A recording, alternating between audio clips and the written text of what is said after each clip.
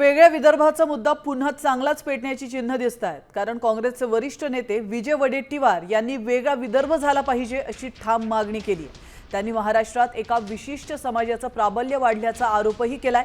या पार्श्वभूमीवर विरोधकांच्या बैठकीत वेगळ्या विदर्भाच्या प्रश्नावर सविस्तर चर्चा होणार असल्याचं वडेट्टीवार यांनी स्पष्ट केलंय।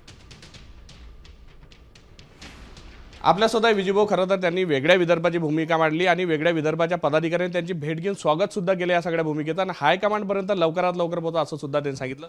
महाराष्ट्रामध्ये एक मोठ्या समाजाचं सातत्यानं सत्तेमध्ये प्राबल्य असलेला आहे। त्यांचा पूर्णतः तो समाज पूर्ण त्या सगळ्या सरकारवर अंकुश ठेवून असतो।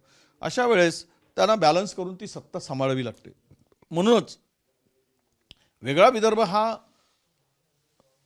आतापर्यंत सत्तेमध्ये मराठा समाजांचा वाटा प्रचंड मोठ्या प्रमाणात राहिलेला आहे आणि त्यातून विदर्भातील लोकांना अपेक्षित त्यांचा वाटा तो मिळालेला नाही।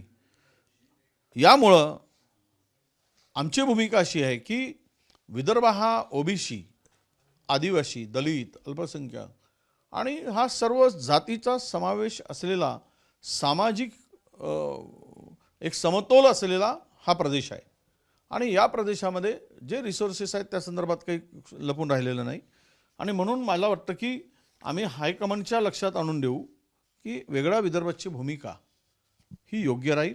वेगळा विदर्भ